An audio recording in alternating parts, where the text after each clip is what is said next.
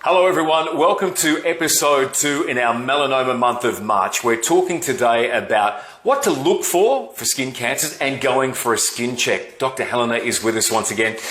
Today we want to talk about some of those things in particular that are going to start to create a bit of interest for us to get a skin check. What are some of the things we should be looking for on a daily basis that might be the triggers to go and get ourselves checked? It's a great idea to keep a really good eye on your own skin, to know what's there. Yeah. And if you notice anything that's changing at all in shape or size or colour, any new lesion that stands out from the others, so it's giving you that ugly duckling sign, needs to be checked out.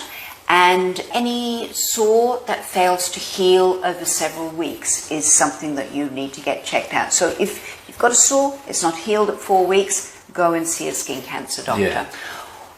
Also, skin cancers will often bleed early on, depending on the skin cancer. So if you're finding that it generally happens when you rub down or you're toweling off after a shower. Yeah. If you find that there's blood on the towel, check it out, see where it's coming from.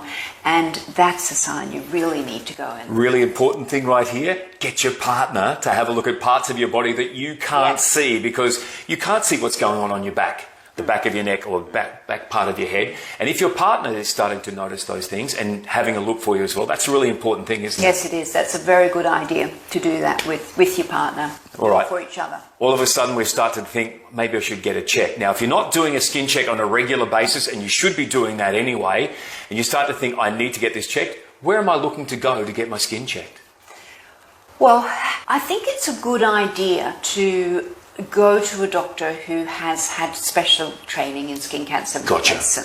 So, for example, the Skin Cancer College of Australasia provides extensive training to GPs on skin cancer. And if you just go to the college website and you look at the tab Locate a Doctor, you put in your address, your town, then a number of doctors will come up. There are a number of Australian GPs who've taken this further education. So the key message here is going to see someone who's had training in this specific area. They know what they're looking for, right? Absolutely, yep.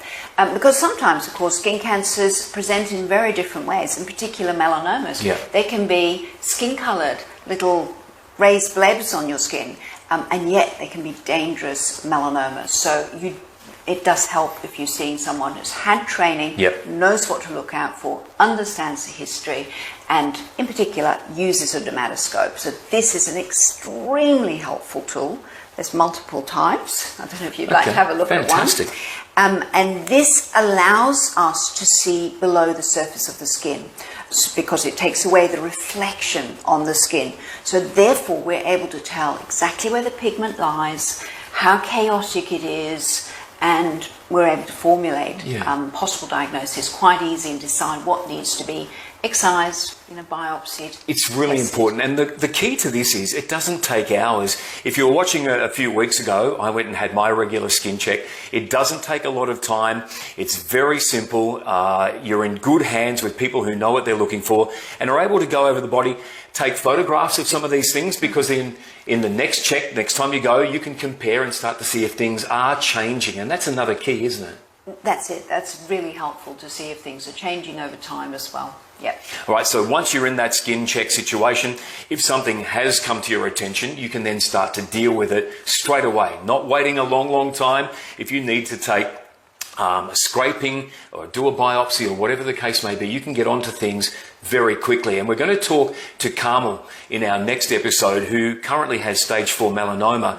She noticed she had a bit of a growth on the side of her head and was able to start the proceedings, which has basically saved her life in so many ways. Absolutely. Well, that's key. And the sooner that a diagnosis is made, the much simpler that treatment is. Generally, it's just an excision, it's over and done with, you continue your life as normal. Unfortunately, with a number of people, including Carmel, who you will be meeting, if it's left late, then it's not so simple. It's much more extensive surgery, much more involved, and and you may not even survive it. And that's putting the absolute truth to it, most importantly. So just quickly going back, if I haven't noticed that I've got something that's standing out, what's my routine for getting a skin check just on a regular basis to be making sure that there isn't something that I may have missed? Okay, so you're asking about the frequency of skin checks, but it depends on a lot of things, Minty. Yeah. So the doctor that you see would take into account your age, if you work outdoors, Sure.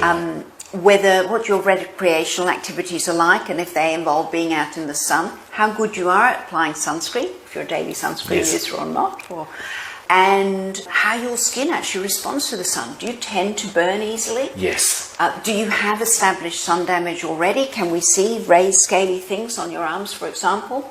And all of that information really tells us how frequently you should have a skin check.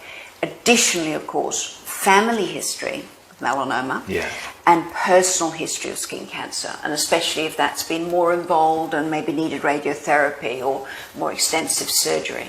But for example, if you were 22, say, and you were an indoor worker and you're vigilant about putting sunscreen on every day, you've never had a skin cancer and there's no family history, then to do a skin check every 2 to 5 years is quite okay. Gotcha. Yeah, but also still to be looking at your own skin and to be going to see someone with the know-how that uses a dermatoscope if you're concerned about something changing or odd or not healing. If, on the other hand, you're in your 50s, you're an outdoor worker, perhaps you're a builder, you've had 6 skin cancers already, you can see some odd scaly spots, well, you might be someone who actually needs a skin check every 6 months. Yeah, and if you haven't ever had one, you should definitely have one at that particular point and then follow your doctor's guidelines for the regularity from there. I always say the first skin check is the most important one. That is actually where we're most likely to pick up a melanoma. Yeah, that first skin check, and that's where we can save lives if we get in that early enough. Absolutely important information.